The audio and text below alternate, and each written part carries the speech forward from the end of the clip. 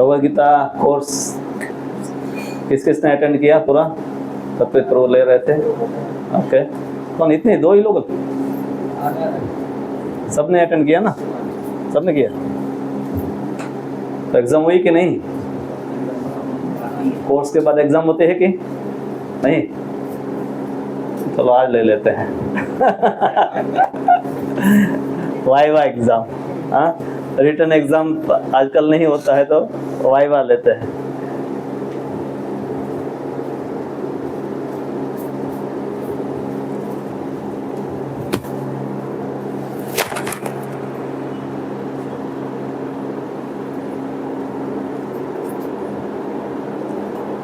तो मनुष्य जीवन और पशु जीवन में क्या फर्क है?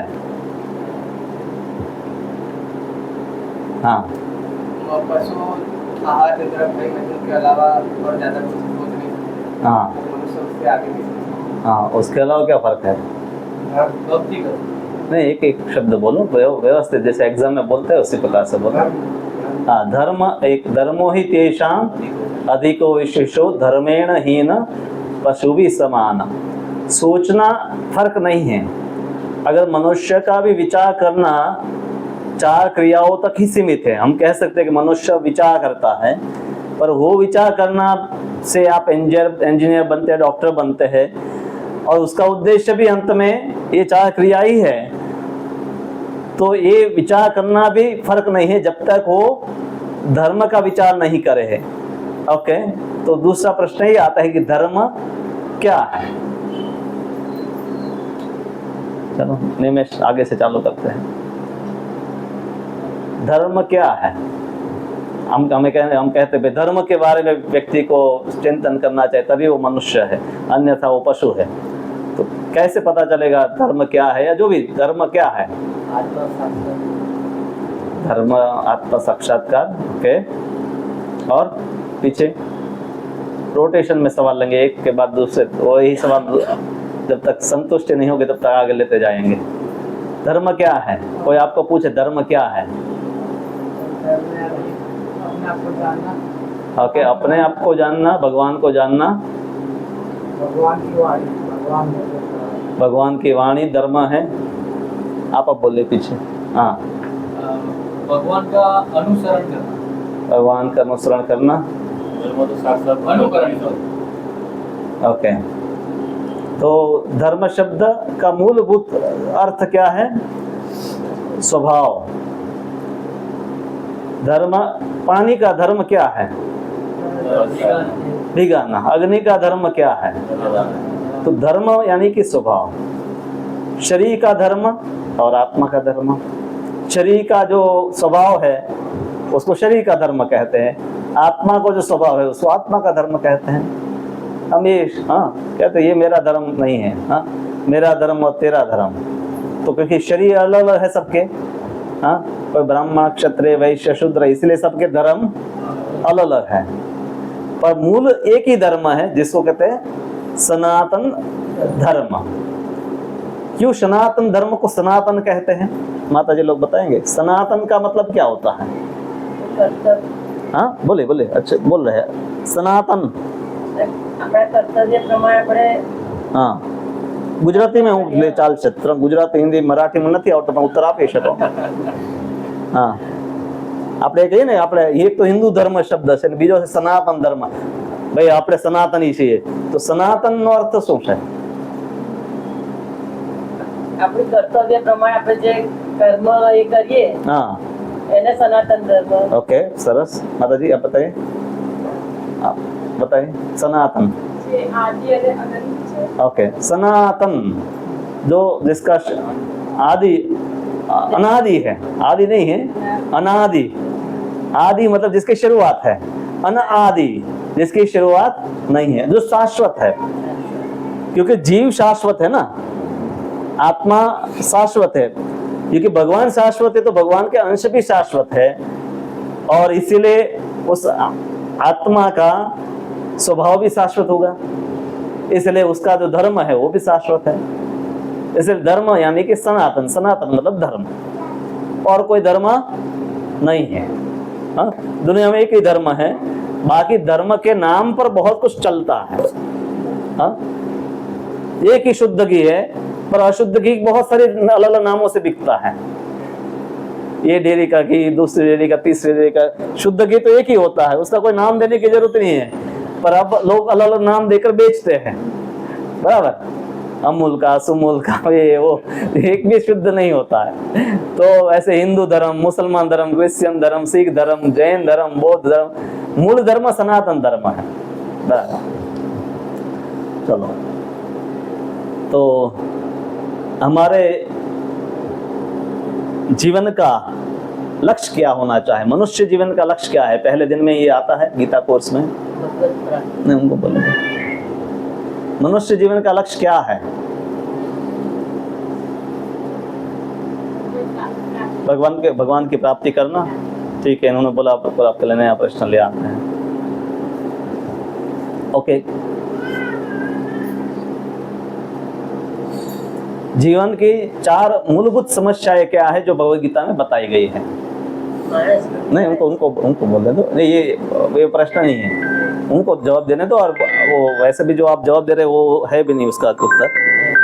लो, तब फोन से बात कर दे रहे हो, बैठ जाएगा आ रहा। हाँ, જીવનની 4 મૂળભૂત સમસ્યાઓ કઈ કઈ છે એમને કહેવા જો। आप पीछे जो 3 माताजी बैठे हैं, तीनों में से कोई भी उत्तर दे सकता है। 4 भगवद गीता में 4 समस्या कही છે। आज के 4 બહુ મોટા દુઃખો છે। ગરમી પણ અત્યારે એક દુઃખ છે, પણ એની કરતા પણ મોટા દુઃખો 4 છે। हाँ, और ओके, आप जन्म मृत्यु जरा व्याधि, जन्म मृत्यु जरा व्याधि दुख दोषानुदर्शनम। भगवद गीता में भगवान 13वें अध्याय में भी कहते हैं कि जन्म मृत्यु जरा और व्याधि, इसको दुख समझना चाहिए। हाँ, फिर 3 प्रकार के क्लेश है संसार में। बराबर, आदित्य से पीछे आगे, अब यहाँ से आगे चालू करते हैं, जो पीछे आगे, चलो एकदम पीछे से चालू करते हैं। 3 प्रकार के क्लेश भगवत शास्त्र में बताए गए हैं। कौन से हैं? सबका शुरुआत अ शब्द से होता है। हिंट भी दे देता हूँ। माता जी तो पता नहीं, आप लोग तो अभी कॉलेज पूरा किया या कुछ लोग कॉलेज में भी, जल्दी जवाब दीजिए। हाँ, नहीं, उसका 3 शब्द उसके प्रयोग है। गीता कोर्स अटेंड किया तभी आपको पता चलेगा। आदि दैविक, आदि भौतिक और आध्यात्मिक। मन और शरीर के दुख आदि आध्यात्मिक, आदि दैविक यानी प्रकृति के द्वारा दुख, और आदि भौतिक अन्य जीवों के द्वारा प्राप्त जो दुख है। 3 प्रकार के क्लेश, कष्ट हम सहन करते हैं। ओके, तो अब है, हम आते हैं नेक्स्ट सेशन पर। एक सेशन पूरा हो गया। तो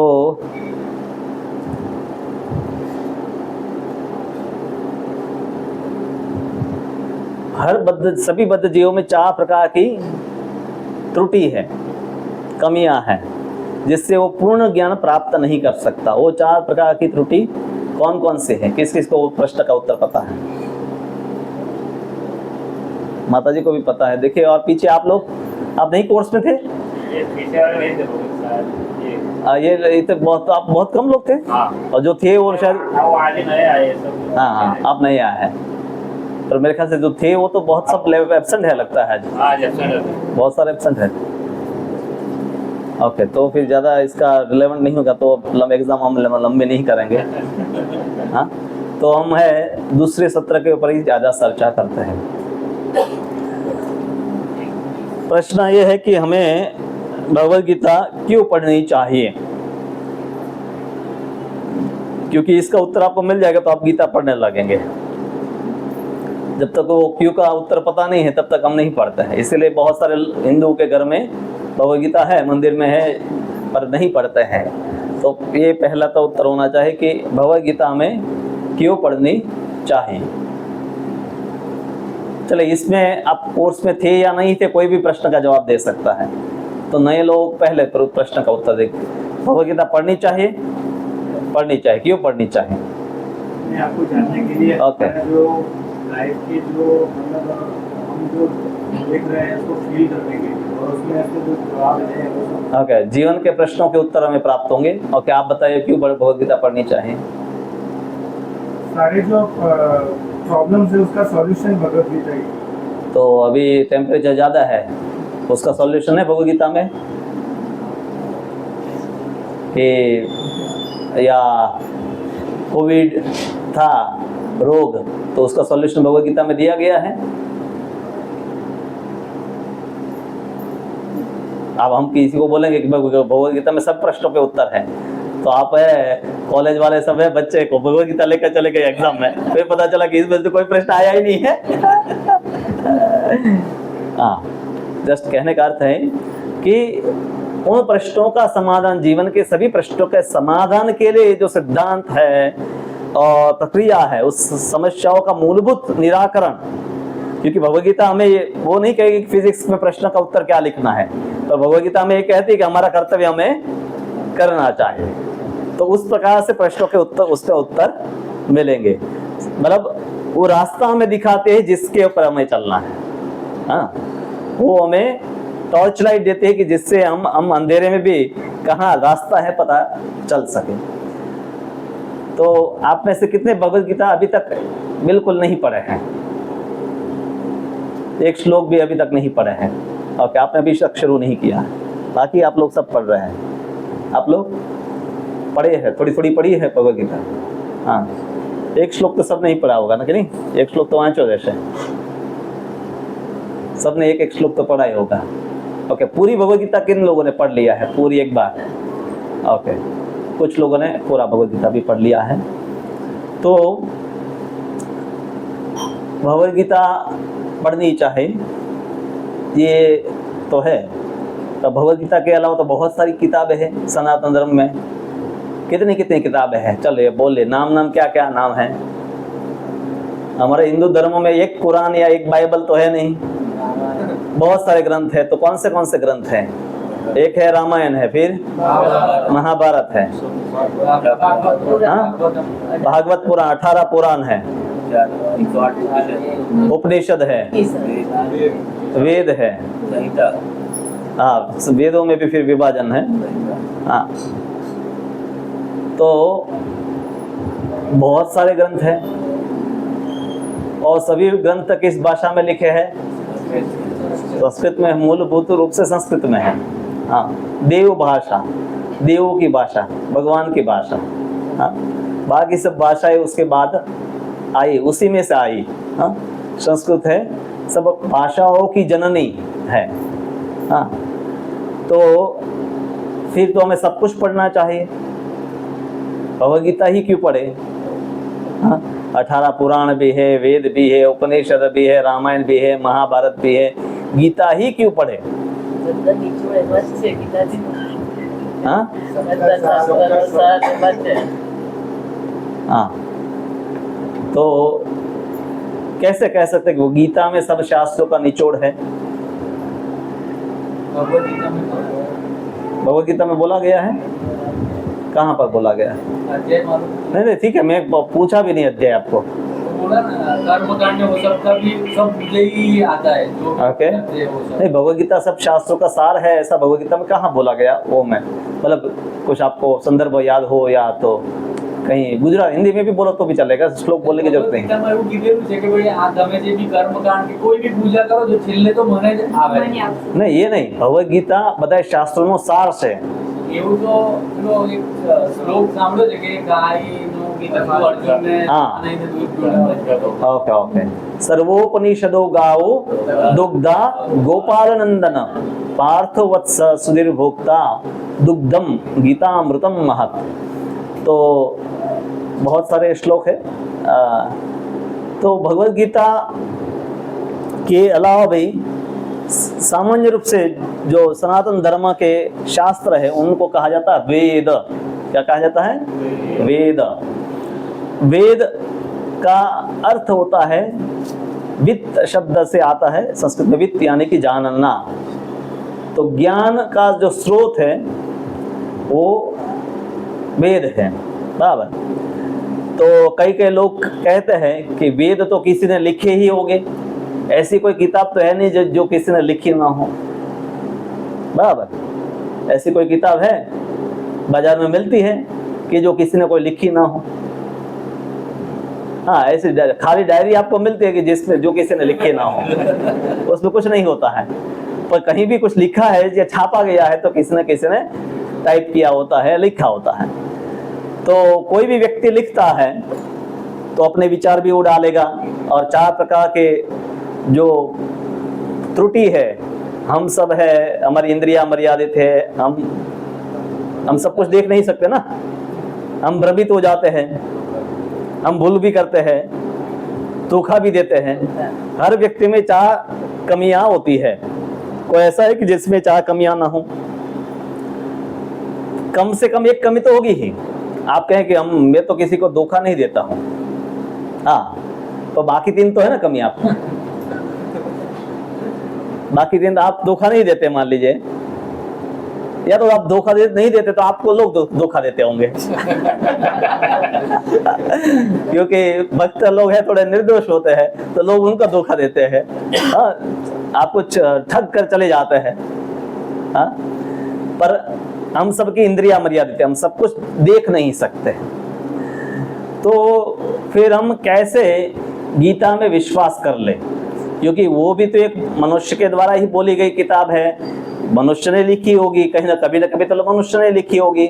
हाँ, पहले वनवासी लोग रहते थे, उन्होंने लिख दिया। हम कहते हैं ना आदि मानव, तो हम गीता के ऊपर कैसे विश्वास करें?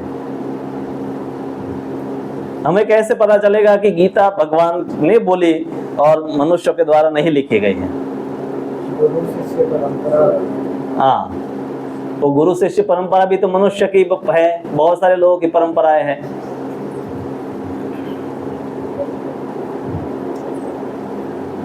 कैसे हमारा शास्त्रों में विश्वास होगा? आज कितने लोगों का शास्त्रों में विश्वास है? अगर हमारा विश्वास होता तो हम उसी के अनुसार जीवन जीते, और हमें कहीं ना कहीं थोड़ा उस पर अविश्वास भी। आज कितने लोगों को आप बोले कि गीता में लिखा है तो कहना मैं तो नहीं मानता हूँ, ऐसा ज्यादातर लोग ऐसे ही कहेंगे ना। आप ऐसा उनको को बोलोगे कि भाई आज एकादशी उपवास करना चाहिए, कहाँ लिखा है? आप कहें कि शास्त्रों में लिखा है। मैं नहीं मानता शास्त्रों को, शास्त्र भी किसी मनुष्य ने लिखे होंगे। तो उसको हम कैसे समझाए कि शास्त्र है? और ओके, ठीक है, अभी इतना ही पूरा पहले प्रश्न लेते हैं कि भगवद गीता मनुष्य के द्वारा लिखी गई है कि नहीं? हाँ, क्या भगवान की वाणी है, भगवान की वाणी है। तो इसलिए ऐसे ग्रंथों को क्या कहते हैं? अपौरुषेय। क्या कहते हैं? अपौरुषेय। पुरुष यानी कि व्यक्ति, पौरुषेय मतलब व्यक्ति के द्वारा लिखा गया, रचित विज्ञान या रचित पुस्तकें। पर क्योंकि हर व्यक्ति में सब त्रुटि कमियां हैं, तो मनुष्य जो भी कुछ लिखेगा, जैसे आधुनिक, जैसे मैं डॉक्टर हूं, तो डॉक्टरों ने बहुत मेडिकल साइंस का डेवलपमेंट किया, उसमें बहुत सारी दवाई है, बहुत सारी बीमारी है, उसकी बहुत सारी दवाई है। पर हर बीमारी की जो दवाई है उसकी बहुत सारी साइड इफेक्ट है। ऐसा नहीं कि ये गोली खाएंगे तो उससे बीमारी ठीक होगी और कुछ शरीर में नहीं होगा। तो क्योंकि हमने बनाया पर हमें पूरा पता नहीं है कि बीमारी क्या है और उसका उपाय क्या है, तो हमने कुछ प्रयोग करके कुछ तो बना दिया, उससे कुछ तो ठीक होता है पर बहुत सारा नहीं भी होता है। अभी जैसे कोविड का वैक्सीन बना दिया, तो अभी वही वैक्सीन के जो मूल एस्ट्राजेनेका वाले है वो कहते हैं कि वो वैक्सीन लेने से लोगों का खून जम जाता है, उनको हार्ट अटैक आ सकता है, कई लोगों को हुआ भी है। अब सबने तो ले लिया, सबने विश्वास करके, हाँ, सबने ले लिया, सबने तो नहीं लिया पर जिन्होंने भी लिया है, हाँ, तो क्योंकि ये मनुष्य का विज्ञान है जो अधूरा है, हाँ, तो कोई भी अधूरा विज्ञान जो है उसमें त्रुटि होती है। भगवद गीता है उसमें ऐसी त्रुटि नहीं है। पर अभी भी खास करके बहुत सारे ऐसे लोग हैं भारत में जो शास्त्रों को नहीं मानते हैं। कौन कौन है जो शास्त्रों को नहीं मानते? नहीं, मायावादी तो शास्त्रों को मानते हैं। शंकराचार्य ने तो गीता के ऊपर शिक्षा मतलब लिखा है। वेद को कौन नहीं मानते हैं? वेद को कौन कौन नहीं मानता है? हिंदू सब मानते हैं, और कौन नहीं मानता है वेद? हाँ, कौन? हाँ, पर उनका भी कुछ नाम तो होगा ना। नास्तिक तो एक बहुत बड़ा शब्द हो गया। बौद्ध लोग नहीं मानते हैं, जैन लोग नहीं मानते हैं, चारवाक नहीं मानते हैं, और भारत में आजकल अम्बेडकरवादी और सब है वो भी नहीं मानते हैं। मतलब वो भी बौद्धवाद के आधार पर कि हम तो भाई गीता में नहीं मानते, मनुस्मृति को जलाते हैं। हाँ, ऐसा कई आपने देखा होगा, मनुस्मृति के कारण ही हम सबका समाज का विभाजन हो गया, ये सब किताब फेंक दो, हम तो सिर्फ बाबा जी को मानते हैं। हाँ? कहने का अर्थ है कि दो शब्द है, नास्तिक और आस्तिक। नास्तिक किसको कहते हैं? नहीं, जो शास्त्रों को नहीं मानते हैं वो नास्तिक है, और जो शास्त्रों को मानते हैं, मतलब शास्त्रों को मानना मतलब वेदों को मानना और पूरे विश्वास के साथ मानना, उसमें एक को माने दूसरे को ना माने तो भी वो नास्तिक है। हाँ? कि कई लोग ऐसे भारत में हैं, एक समाज है जो मानता है कि हम तो 4 वेद को मानते हैं और 10 उपनिषद को मानते हैं, रामायण महाभारत गीता 18 पुराण किसी को नहीं मानते हैं। तो नास्तिक भी है, आस्तिक भी है। हाँ, हम कोई भी मूर्ति को नहीं मानते हैं। हाँ, फिर यज्ञों को हम मानते हैं, पर किसी भी मूर्ति में हम नहीं मानते हैं। कोई भी सिंबल को नहीं मानते हैं। हाँ? तो कहने का अर्थ है कि पहले तो हमें स्पष्ट समझ होनी चाहिए कि ये जो वैदिक ग्रंथ है वो सब क्या है। तो जब हम वेद कहते हैं यानी कि वो ज्ञान जो भगवान ने दिया है। सबसे पहले भगवान ने वो ज्ञान किसको दिया? ब्रह्मा जी को। तेने ब्रह्म हृदया या आदि कवये। जैसे कोई कंपनी है, उसका मोबाइल आप खरीदते हैं तो उसके साथ मैन्युअल आता है। आजकल तो बहुत छोटा सा मैन्युअल आता है, कोई पढ़ता नहीं, इसलिए वो भी छोटा छोटा देने लगे हैं। तो मैन्युअल आता है, कार लेते हैं, बाइक लेते हैं, सबका मैन्युअल होता है। तो जब भगवान ने सृष्टि बनाई तो भगवान ने सृष्टि में सभी सृष्टि से संबंधित सभी ज्ञान है वेदों में के रूप में उन्होंने प्रकट किया, और वो ब्रह्मा जी ने ग्रहण किया। और ये ज्ञान पहले लिखित रूप में नहीं था। ब्रह्मा जी ने अपने शिष्यों को, जैसे नारद जी है, भृगु है, अत्रि है, तो ऋषि मुनियों को ये ज्ञान प्रदान किया। उन्होंने अपने शिष्यों को सुनते थे और उसको याद करते थे, उसको अगले को सिखाते थे। हाँ? तो इसको कहते हैं गुरु शिष्य की परंपरा। तो ये गुरु शिष्यों की परंपरा में ये ज्ञान है हमेशा पूरे भारतवर्ष में, पूरे भारतवर्ष में नहीं तो ऊपर ब्रह्मा जी के लोक से सभी लोक में व्याप्त है।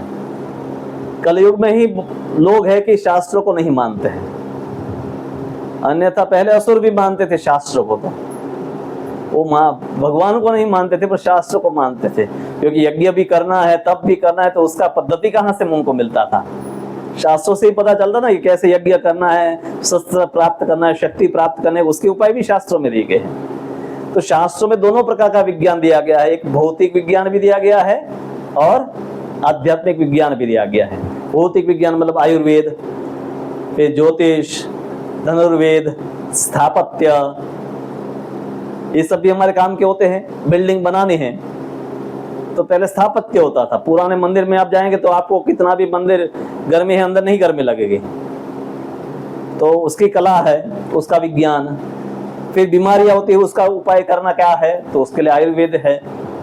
धनुर्वेद है, लड़ाई कैसे करनी है तो उसके लिए शस्त्रों का विज्ञान है, धनुर्वेद है।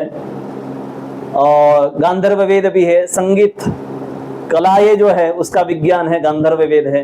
हाँ, तो ये सब भौतिक विज्ञान भी शास्त्रों में बहुत ही परफेक्टली दिया गया है, तो उसकी भी हमें आवश्यकता होती है। पर शास्त्र में जो मूल वस्तु जो दी गई, मूलभूत वस्तु और जो शास्त्रों का लक्ष्य है वो है आध्यात्मिक विज्ञान। हाँ? सभी शास्त्र हम अपने बारे में बताते हैं, हम कौन हैं, भगवान के साथ हमारा संबंध क्या है और हमें क्या करना चाहिए। हाँ? तो यही शास्त्रों का मूलभूत 3 वस्तु, इसको कहते हैं संबंध ज्ञान, हम कौन है और ईश्वर कौन है, ये जानना, इसको कहते हैं संबंध। कोई भी किसी भी व्यक्ति से आपको परिचय करना है तो पहले संबंध जानना पड़ता है कि आप और आप दोनों में क्या रिलेशन है।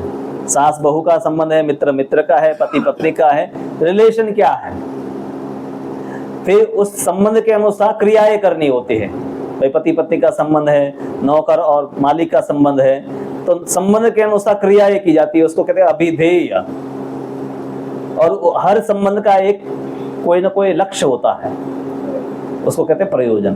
तो शास्त्रों में 3 प्रकार का ज्ञान दिया गया है, संबंध, अभिधेय और प्रयोजन। तो अधिकतर लोग अभी भी है हिंदू, उस शास्त्रों को कहने के लिए मानते हैं। हाँ, मानते हैं, जब हमें जरूरत पड़ती है तब हम मानते हैं, जब हमें जरूरत पड़ती है तब हम मान लेते हैं। हाँ, तो जीवन में बहुत कष्ट हो रहा है, पैसे नहीं आ रहे, चलो ज्योतिष को दिखा देते हैं, तब वो मान लेंगे। हाँ, पर हम जाकर कहें कि आप भगवत गीता लीजिए, पढ़िए और माला कीजिए, नहीं नहीं नहीं, इसकी जो मुझे जरूरत नहीं है, तब वो नहीं मानते हैं। हाँ, तो अधिकतर लोगों की, भारतीयों की स्थिति क्या है, एक दीवार पर बैठी हुई बिल्ली, इस साइड में भी कूद सकती है, इस साइड में भी कूद सकती है, जैसी स्थिति जैसी स्थिति। बहुत सारे नास्तिक लोग भी हैं, अपने ऑफिस बनाते हैं ना, तब यज्ञ रखते हैं, ऐसे मानते नहीं है, पर उनको भी डर होता है कि इतना बड़ा कुछ बना रहे, मान लेंगे, मानने में क्या, कुछ थोड़ा खर्चा कर देते हैं, अगर ये भगवान है तो वो भी खुश, हमें भी खुश। हाँ, तो मानना और विश्वास होना, उसमें बहुत फर्क है।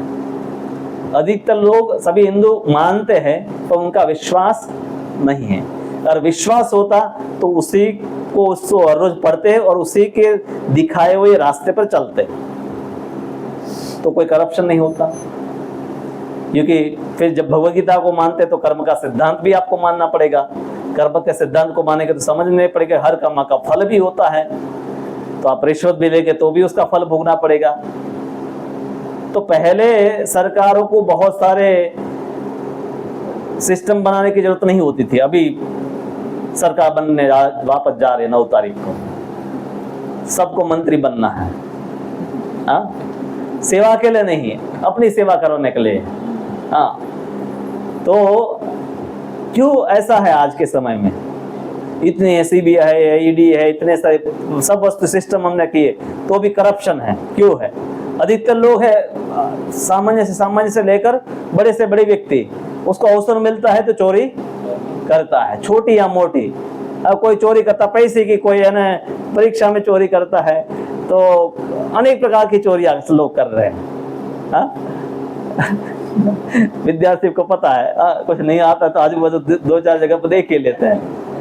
चोरी तो हर जगह, प्रामाणिक बहुत कम लोग मिलेंगे, क्योंकि शास्त्रों को सिर्फ मानते हैं, उस पर विश्वास नहीं है, उसके ऊपर चलने के लिए कोई तत्पर नहीं। उसका कारण ये भी है कि उसको किस प्रकार से समझना है और उसको जीवन में आत्मसात करके कैसे इसके ऊपर चलना है, उसको सिखाने वाले भी नहीं है। हाँ, सिर्फ लोग दिखाते हैं गीता है, भाई गीता हिंदू धर्म का सबसे बड़ा किताब है गीता। हाँ, कोर्ट में शपथ भी ले जाती है, जो बोलूंगा सच बोलूंगा, सच के अलावा कुछ नहीं बोलूंगा। हाँ, उससे कभी वो जज ने भी कभी कोर्ट गीता खोल कर नहीं देखे होंगे।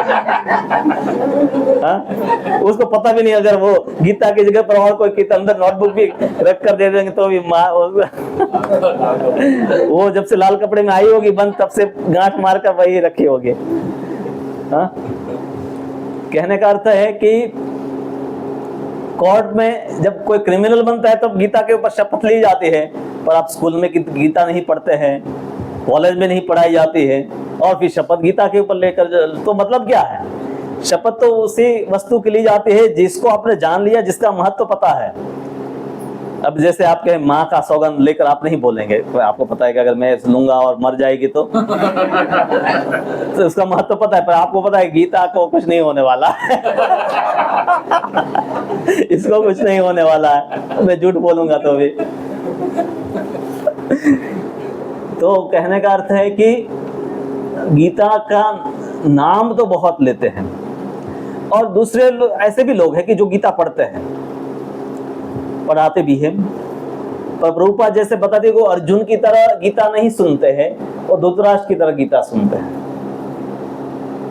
धृतराष्ट्र क्या है, इस कान से गीता सुना, इस कान से निकाल लिया, कुछ भी अंदर नहीं लिया, सुनकर बोल गए। ठीक है, पता है कृष्ण ने ऐसा कुछ बोला, हमें पता है, सबको पता है हम आत्मा हैं। हाँ, आईडी कार्ड पे भी लोग लिखवा देंगे नाम क्या है भाई, मैं तो आत्मा हूँ। हाँ, सरनेम क्या है, पिताजी का नाम क्या है, कृष्ण, ठिकाना कहाँ है, वृंदावन। वास्तव में ये हमारी पहचान है, पर हम सबको इतनी सारी बहुत दूसरी पहचानें दी गई है कि उसी में हम भ्रमित रहते। तो भगवद गीता हमें, प्रभुपाद जी एक ऐसे भक्त थे क्योंकि जिन्होंने भगवद गीता स्वयं जिए अपने जीवन में, और दूसरों को उस भगवद गीता को समझकर कैसे जीवन जीना है उसको सिखाए। भगवद गीता जीने की किताब है, पढ़ने की तो है ही, पर पढ़कर जीने की किताब है। हाँ, और उसमें से एक श्लोक भी आप समझ लो। हाँ, भगवद गीता के महात्म्य में तो इतना बताया है कि एक श्लोक, आधा श्लोक, आधे का आधा भी, धर्म क्षेत्रे, इतना भी समझ लो तो आपका जीवन है सार्थक हो जाएगा। क्योंकि उसमें धर्म शब्द समझने में ही तो जीवन चला जाएगा। धर्म क्या है, क्षेत्र क्या है, क्षेत्र मतलब ये संसार, धर्म का क्षेत्र, उसको कैसे बनाए, उसमें अधर्म कहाँ है, क्या अधर्म है, क्या धर्म है, तो उस पर चिंतन करेंगे तो एक शब्द भी भगवद गीता का पर्याप्त है। हाँ? और भगवद गीता का पाठ करके, एक श्लोक का भी पाठ करके लोगों का मुक्ति हो गया है। हाँ, ऐसे ऐसे घटनाएं पुराणों में दी गई हैं। हाँ? तो कहने का अर्थ है, भारत में सबसे बड़ी जो एक कमी है कि हम शास्त्रों को मानते हैं, पर उसको, एक ही तो किताब है, 18 पुराण में 4 लाख श्लोक है, महाभारत में 1 लाख श्लोक है, बराबर। गीता में कितने हैं, 700 हैं। 700 दो भी पढ़ेंगे तो कितना समय लगेगा, और 2 श्लोक पढ़ेंगे तो 1 साल लगेगा। वैसे तो आधा घंटा भी पढ़ेंगे तो 2-3 महीने में आपका पूरा हो जाएगा, दूसरी तीसरी बार। साल में कम से कम एक बार तो गीता को ही पढ़ सकते हैं। हाँ? अभी तो गुजरात में तो सरकार ने गुजराती जो माध्यम है उसमें तो भगवद गीता 6ठी क्लास में डाला है।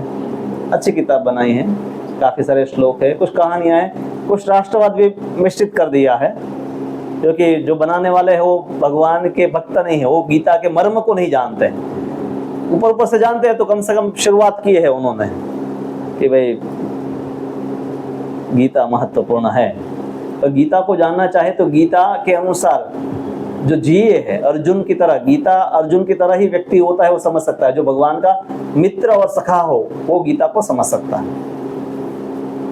हाँ? तो बहुत सारे लोग हैं कि वर्तमान में खास करके जो पढ़े लिखे भारतीय हैं उनको शास्त्रों में श्रद्धा नहीं है। उनको किस में श्रद्धा है, विज्ञान में श्रद्धा है। विज्ञान ने जो बोला वो सब सही। एडवर्टाइजमेंट में आया भाई एक क्रीम लगा दो तो आप लगा देते हैं, एक पी लो तो आप पी लेते हैं। हाँ, प्रमाण भी नहीं है, सिर्फ एक विज्ञापन देखकर हम विज्ञान को ज्यादा मानते हैं। तो क्योंकि वो हमें तुरंत कुछ सुख का एहसास दिया लाता है, सुख नहीं देता है। हमें एक उत्तेजना होती है शरीर में और हमें लगता है कि यही हमारा इससे फायदा हो रहा है। तो इसलिए लोग आज के समय में कॉलेज में एडमिशन लेते हैं, भगवद गीता पढ़ने के लिए कॉलेज एडमिशन ले रहा है। एमएस यूनिवर्सिटी है, इसमें कोई डिपार्टमेंट है गीता पढ़ने का नहीं। हाँ, वो संस्कृत महाविद्यालय है, वहाँ थोड़ा बहुत होता है, पर वो भी विशेष रूप से शास्त्रों का अध्ययन नहीं होता। यहाँ लोग ज़्यादा ज्योतिष और वास्तुशास्त्र पढ़ने आते हैं, क्योंकि उसकी बहुत डिमांड है। मकान बनाना कैसे बनाए, कौन सी दिशा में मटका रखे, कौन सी दिशा में चूल्हा रखे, कहाँ किचन होना चाहिए, ताकि घर में हम शांति से रह सकें। और ज्योतिष क्या होगा मेरा, सब जानना चाहते हैं, भविष्य में क्या होगा, हाँ अभी क्या चल रहा है, मेरी क्या स्थिति है, मेरे भाग्य में पैसे है कि नहीं, हाँ मेरा विवाह कब होगा, नौकरी कब लगेगी, हाँ तो और वो अब शॉर्टकट क्या है, एक कोई नंग पहन लो, ये सब झंझट ही नहीं, सब शांति हो, सब हो जाए, मंगल शनि सब दूर हो जाए। हाँ तो इसमें लोगों को इंटरेस्ट है, पर मूल जो है शास्त्रों का मर्म, उसको जानने की जिज्ञासा नहीं है। तो इसीलिए शास्त्र भी उनको ऊपर ऊपर का लाभ देते हैं, उनको वास्तविक लाभ और शांति प्राप्त नहीं होती। तो आप सब भक्त हैं और समझते हैं कि गीता महत्वपूर्ण पुस्तक है, तो इसलिए सबको अच्छी तरह से उसको कई बार पढ़ना चाहिए, समझना चाहिए, नहीं समझ में आए तो भक्तों को पूछना चाहिए। हाँ तो भगवद गीता में जीव के बारे में बताया गया है, हम कौन हैं, तो हम कौन हैं, आत्मा है। तो आत्मा और शरीर में क्या फर्क है, हाँ? शरीर भौतिक है, और कि ये भौतिक है और ये आध्यात्मिक है, वो कैसे पता चलेगा? भौतिक वस्तु का क्या क्या लक्षण होते हैं, आध्यात्मिक वस्तु के क्या क्या लक्षण होते हैं? खत्म हो जाएगा, ओके, नाश होता है और वो खत्म नहीं होगा, ओके, सनातन है, हाँ ओके, इच्छा करना, अनुभव करना, ये सब वस्तुएं। वैसे तो भौतिक भी नष्ट नहीं होता, बदलता रहता है, उसमें परिवर्तन है। हाँ energy can not be destroyed. हाँ विज्ञान जो पढ़ते हैं जानते हैं, लॉ ऑफ थर्मोडायनेमिक तीसरा नियम क्या है, energy can not be destroyed, शक्ति का नाश नहीं होता है। तो प्रलय भी होता है, हमारे शरीर का प्रलय हो जाए, मतलब नष्ट हो जाए, तो हमारे शरीर में जो भूमि है भूमि में मिल जाती है, हवा है हवा में, वायु जल है जल में, तो जो तत्व जहां से हमने लिए थे वो उसमें वापस मिल जाते हैं। तो तत्वों में परिवर्तन है, तत्व नष्ट तो नहीं होते, ये भी भगवान की शक्ति है। तो भगवद गीता में शुरुआत में बताया कि जीव, ईश्वर, प्रकृति, काल, ये चार वस्तु जो है नष्ट नहीं होती, सनातन है। कर्म है वो बदलते रहते हैं, प्रकृति में भी परिवर्तन है पर प्रकृति शाश्वत है। हाँ सबसे पहली वस्तु हमें समझना चाहिए कि हम जीव है, आध्यात्मिक है, और आध्यात्मिक है तो हम सनातन है। हाँ और हमारा सनातन रूप से भगवान के साथ संबंध है। भगवान कौन है?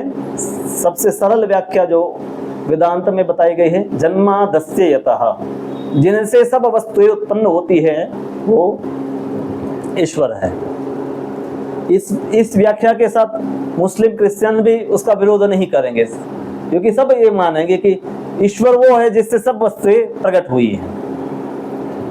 हाँ कि जैन और बौद्ध है वो तो मानते नहीं कि ईश्वर है, उनका मानना है कि कोई ईश्वर नहीं, ये सृष्टि किसी ने बनाई नहीं है, इसको कोई चलाता नहीं है, चल रहा है, चलता रहेगा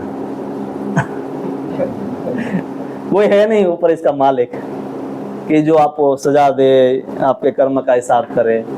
हाँ आप पुनर्जन्म को मानते हैं, आत्मा को मानते हैं, पर परमात्मा को नहीं मानते हैं, शास्त्रों को नहीं मानते हैं, उनके अपने ग्रंथ है उनको वो मानते हैं।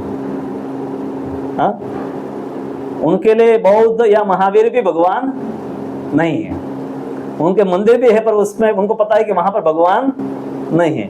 ये सिर्फ है कि जो हमें प्रेरणा देते हैं इसलिए उनको पूजते हैं, पर कई बार लोगों को लगता है कि ये हमारे भगवान कृष्ण है, जैनों के महावीर स्वामी है, बौद्ध के भगवान बुद्ध है, पर वहां तो विचार ही नहीं कि कोई ईश्वर है।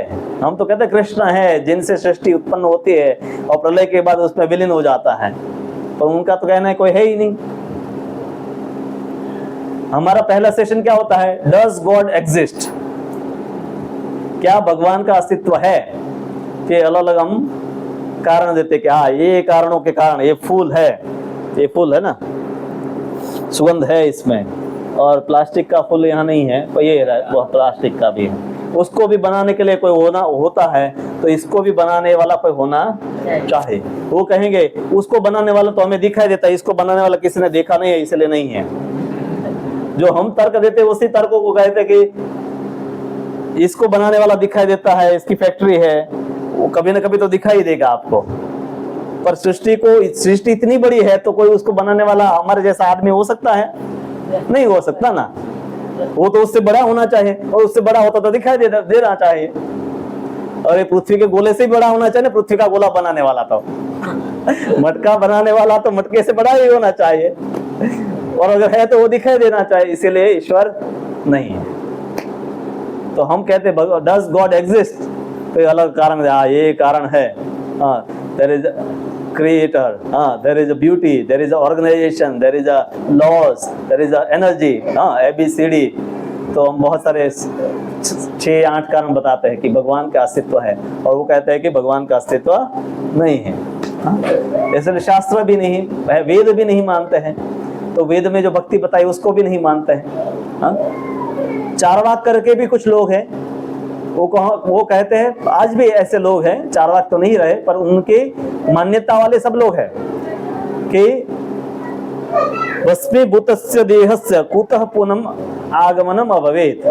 देह भस्म हो गया, उसके बाद कोई वापस लौट कर आया? मरने के बाद कोई वापस लौट कर आया? तो जब तक जीते हो मजे से जियो, जितना मजा कर लोगे वही साथ में जाएगा, बाकी कुछ साथ में नहीं जाने वाला। जितना एंजॉय कर लिया, जितने पैसे आपने वहां यूज कर लिए वो आपका, बाकी सब यही पड़ा रहेगा। तो एंजॉय करो इसलिए। और आपके पास नहीं तो उधार लो, बैंक बहुत सारी है, लोन देने के लिए हर रोज फोन भी आता है। ऋणम कृत्वा घृतम पिबेत।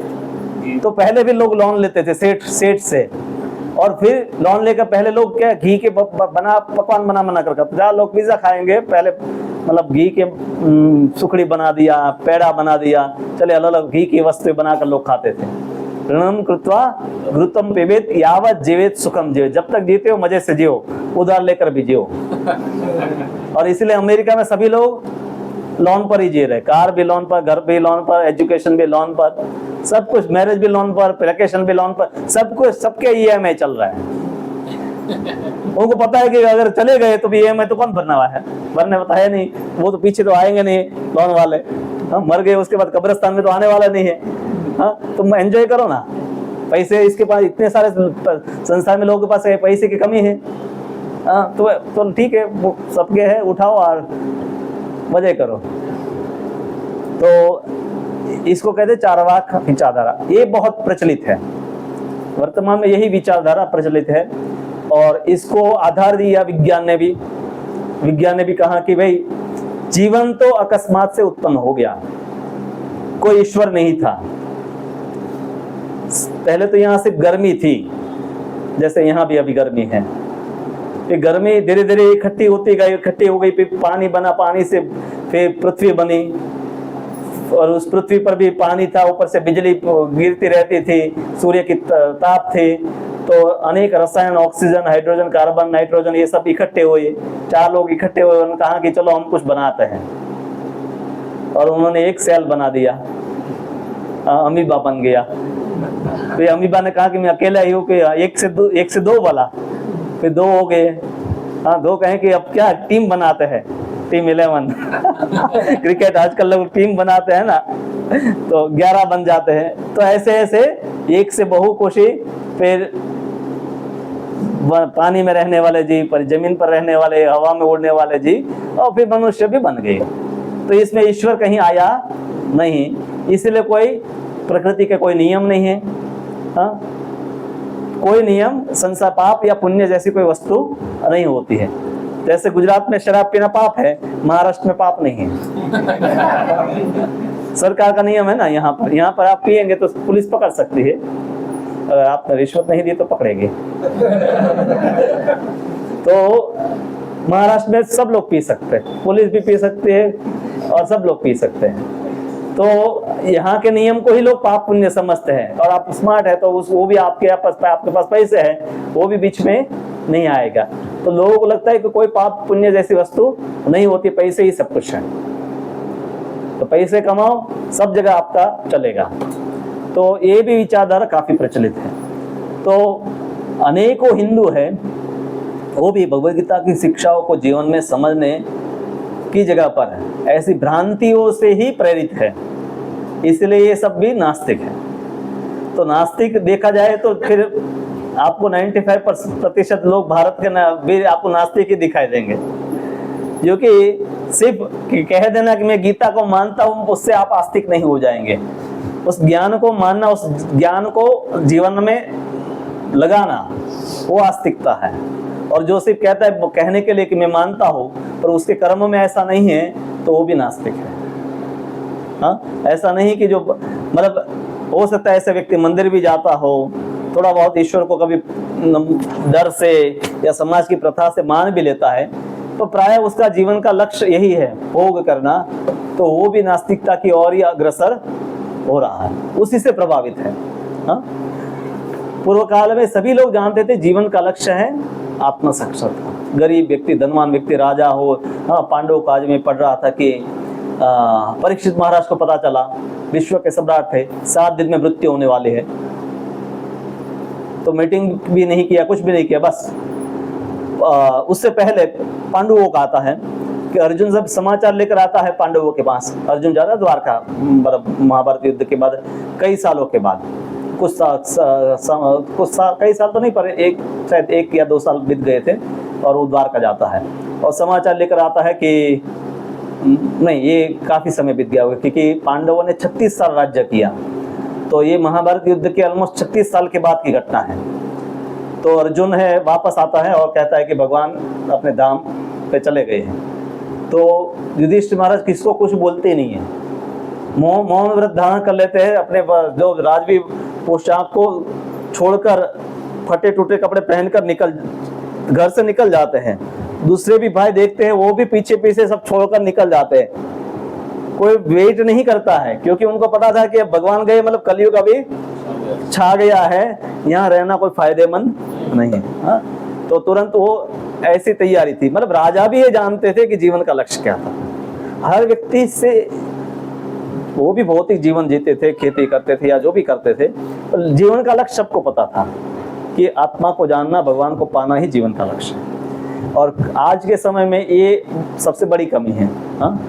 डिग्री के लिए, पैसे के लिए सब कुछ करते हैं, पर जहाँ पर आध्यात्मिक वस्तु की बात है वहाँ पर लोग एक 5 मिनट भी लोगों को कहें एक गीता का श्लोक पढ़ो, हम लोग हर रोज कम से कम 10,000 लोगों को गीता का श्लोक भेजते, अलग अलग ग्रुप्स हमारे चलते हैं, तो कई लोग पढ़ते हैं, तो कई व्यक्ति के पास वो 1 सेकंड भी नहीं है, वो पूरे दिन रील्स देख लेगा, हाँ, कई घंटों तक, पर गीता का एक श्लोक पढ़ने के लिए उसको इंटरेस्ट नहीं है, तो ये नास्तिकवादी है और क्या है।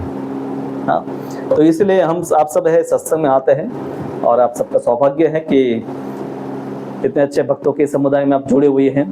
तो पूरा लाभ मिलेगा जब आप भगवद गीता प्रभुपाद जी पढ़ेंगे, उसको समझने का प्रयास कीजिए, भक्तों से जानिए कैसे भगवद गीता में जो शिक्षाएं दी है उसको अपने जीवन में लागू करना है, कैसे हमारे जीवन की हर समस्या का मार्गदर्शन उसमें दिया गया है।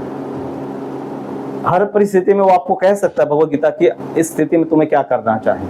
हाँ, तो भगवद गीता में उस प्रकार से हर समस्या का समाधान है।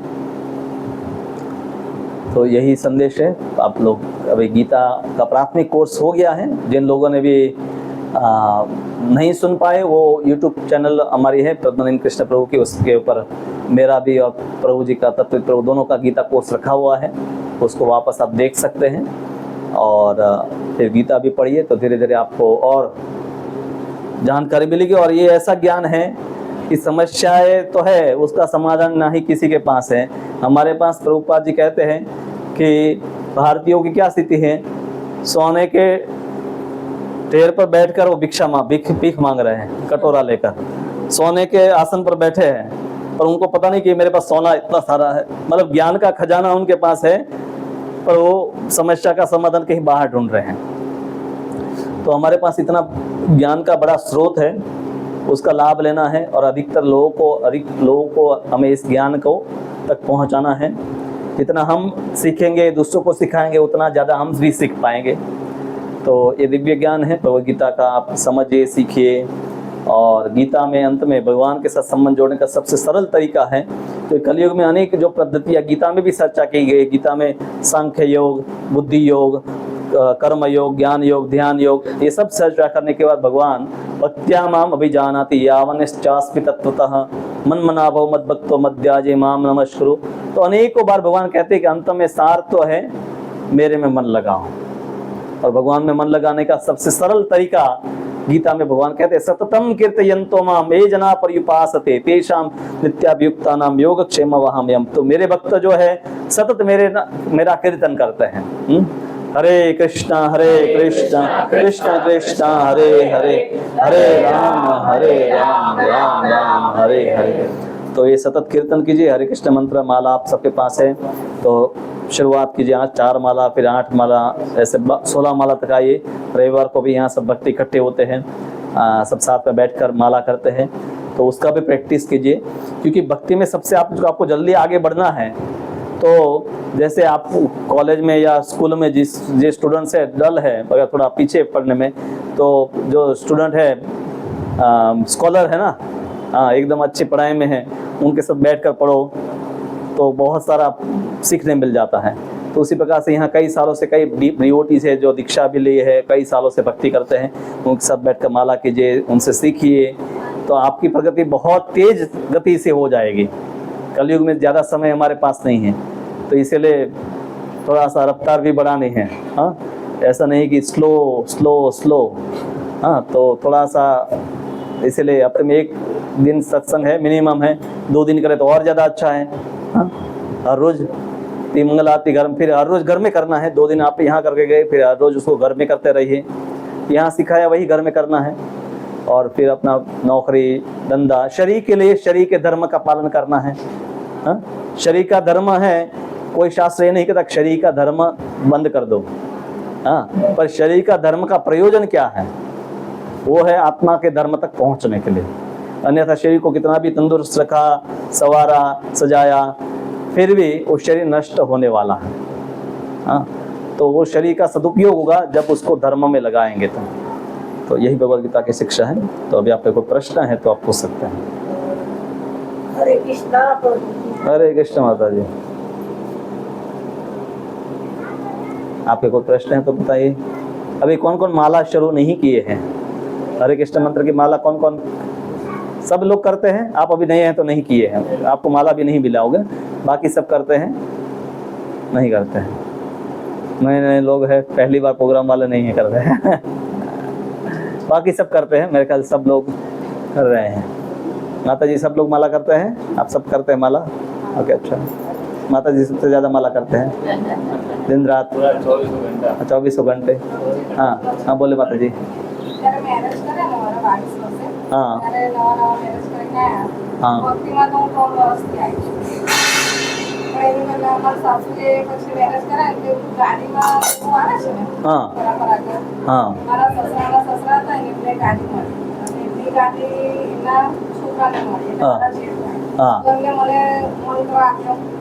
ओके।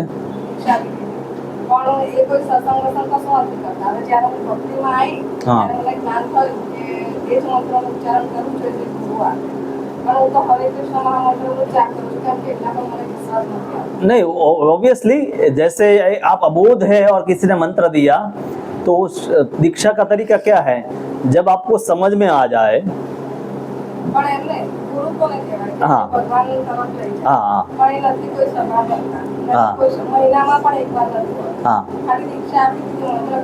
नहीं, ऐसे तो हमारे भी को गाँव में होते थे तो कुल गुरु आते थे बचपन में। अभी तो वो भी सब आकर और कुछ मंत्र बोलते थे, तो वो एक लौकिक प्रथा है।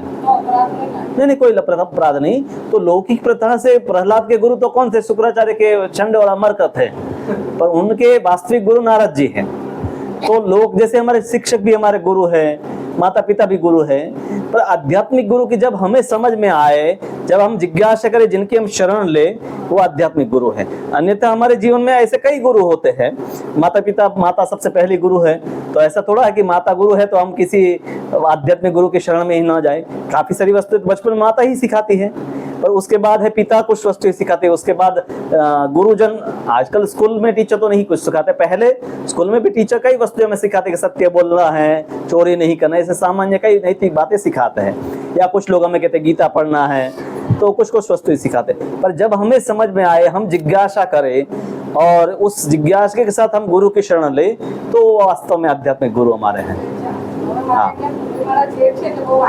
नहीं कोई बात नहीं, आप अपना साधना करते रहिए, उनको कुछ बताने की विशेष रूप से आवश्यकता नहीं है, उनको हट करने की जरूरत भी नहीं है। आप अपना साधना कीजिए, माला कीजिए। और प्रभुपाद जी के बाद, प्रभुपाद जी के कई शिष्य हैं, यहाँ पर कुछ भक्त दीक्षा लिए हैं, तो उनके शिष्य है, अभी दीक्षा देते हैं।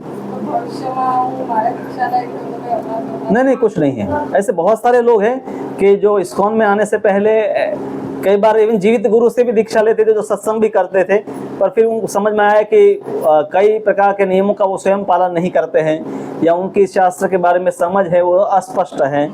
तो हमें जब सही समझ में हम आए और हम समझ पाए कि शास्त्र के अनुसार जो गुरु है उनका आचरण और जो सिद्धांत वो बता रहे हैं, तब वो एक प्रामाणिक आध्यात्मिक गुरु को हम चुनते हैं। तो उससे पूर्व में हमें ऐसे अप्रामाणिक कोई गुरु से हमने शिक्षा दीक्षा इत्यादि ली है, तो उसका त्याग करना शास्त्रों में उसको अपराध नहीं किया गया। हाँ, सच्चे गुरु से आपने दीक्षा शिक्षा ली है, जैसे प्रभुपाद से आपने दीक्षा ली है, और फिर आपको लगेगा अभी प्रभुपाद जो नहीं है, हम दूसरे कोई वृंदावन के में अभी गुरु है उनसे दीक्षा ले ले, तो वो ठीक नहीं है, क्योंकि प्रभुपाद भगवान के शुद्ध भक्त है।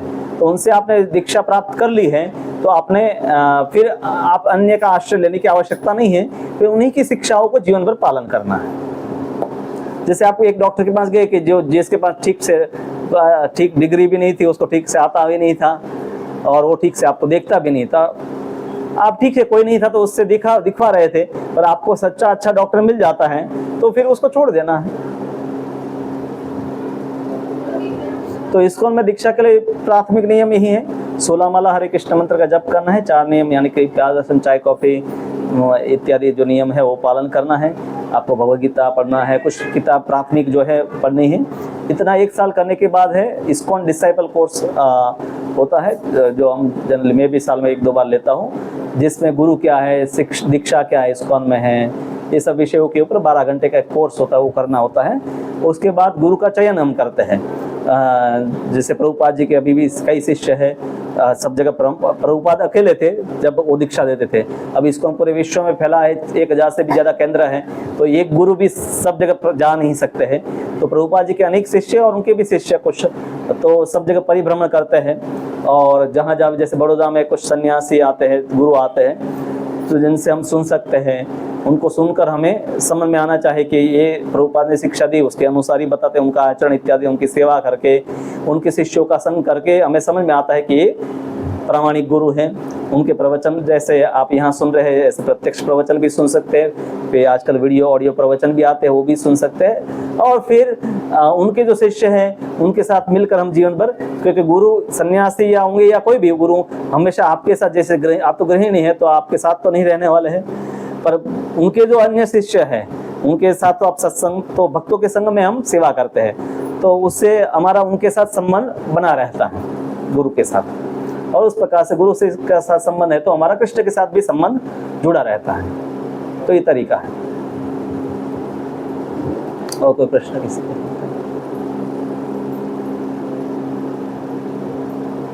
पूरे कोर्स में से भी कोई प्रश्न हो तो बता सकते हैं।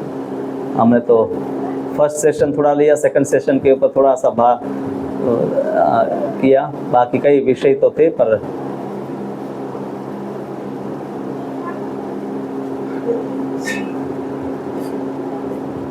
कुछ अनाउंसमेंट करना है, अनाउंसमेंट कर लीजिए। तो संडे को सुबह यहाँ पर है कार्यक्रम होता है 6 बजे से 5:30 बजे से सब माला करते हैं 7:30 बजे तक, और उसके बाद सब कीर्तन थोड़ा करते हैं यहाँ पर, और फिर प्रसाद लेने के बाद सब नगर संकीर्तन पुस्तक वितरण में जाते हैं। तो आपको भी अभी अनुभव नहीं है तो आप भी जाइए। ये सिर्फ बड़ौदा में नहीं होता है, अमेरिका में बड़े सिटी में आप चले जाए, अटलांटा में से लेकर यूरोप में आप चले जाइए, मुंबई में चले जाइए, दिल्ली में चले जाइए, हर संडे को आपको इंडिया के और विदेश के अनेक बड़े सिटी में इस्कॉन के भक्त रोड पर कीर्तन करते हुए दिखाई देंगे। और कोई सनातन धर्म के लोग आप दिखाई कि संडे को सब जब लोग सो रहे हैं, हाँ, कितने लोग रोड पर आकर भगवान का नाम ले रहे हैं, गीता का प्रचार कर रहे हैं। तो आप इसी से समझ सकते हैं कि कौन सक्रिय है भगवत सेवा में।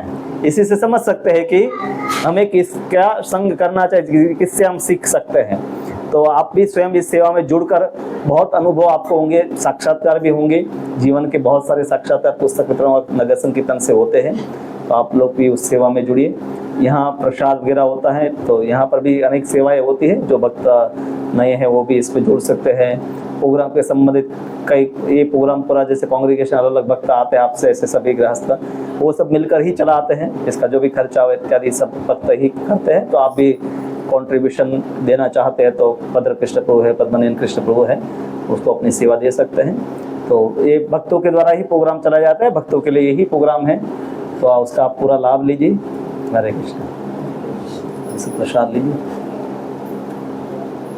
श्रील प्रभुपाद की और प्रेमानंदे।